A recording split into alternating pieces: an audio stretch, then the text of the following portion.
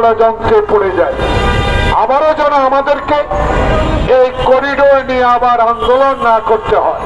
তাই সরকারের কাছে করিডোরের প্রশ্নে আমি অনুরোধ জানাবো, বিচার বিবেচনা করে যেই সরকার গঠন করবে, যে দল আপনার অধীনে নির্বাচন দিয়ে, সেই সরকারকে এই বিষয়ে সিদ্ধান্ত দেওয়ার জন্য আমি বিনয়ের সহিত আপনাকে অনুরোধ জানাবো। বন্ধুগণ, আওয়ামী লীগের নেতাদেরকে গ্রেফতার করা হয় না।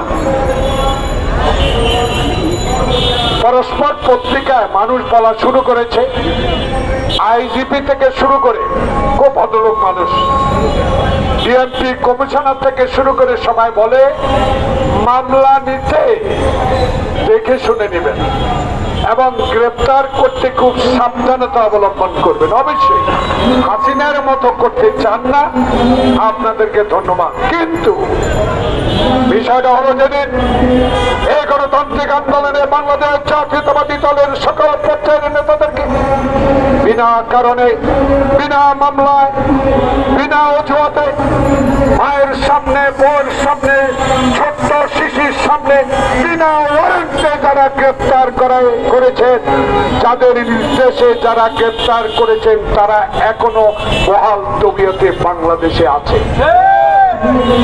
তাদের বিষয়ে আপনাদেরকে 8 মাসও কেন সিদ্ধান্ত নিতে পারলেন না? শুধু সংস্কার, দিন দিন সংস্কার কমিশন করে সময় ক্ষেপণ করে আসল উদ্দেশ্য নির্বাচন, যে নির্বাচনের মাধ্যমে বাংলাদেশের গণতান্ত্রিক শক্তি জনগণের ভোটে ক্ষমতা এসে এই সকল সমস্যা নিরসন করবে, তাদেরকে নির্বাচনের মাধ্যমে ক্ষমতায় আসার বিলম্বিত কেন করা হচ্ছে? তাই কোথাও যেন একটা দাবা খেলা হচ্ছে।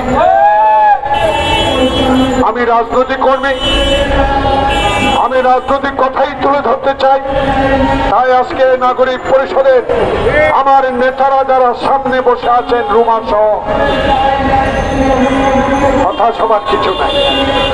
গতকালকে আরেকবার প্রমাণিত হলো বাংলাদেশে, যিনি গণতন্ত্রের জন্য 16 বছর লড়াই করেছেন, যিনি নিজের সন্তানকে হারিয়েছেন, যিনি তার বড় ছেলেকে 111 সরকার মেরুদণ্ড ভেঙে দিয়ে বিদেশে পাঠিয়ে দিয়েছেন, যাকে বিনা কারণে 5টি বছর কারাগারে রাখা হয়েছে, যাকে বিনা চিকিৎসা মৃত্যুর দিকে ঠেলে দিয়েছিল, এই কথাগুলো আপনাদের স্মরণ করা উচিত।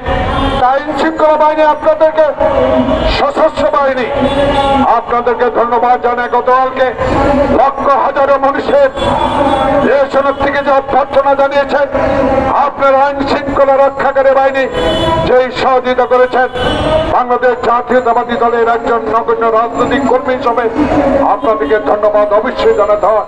কিন্তু এটা প্রমাণিত হয়েছে গতকাল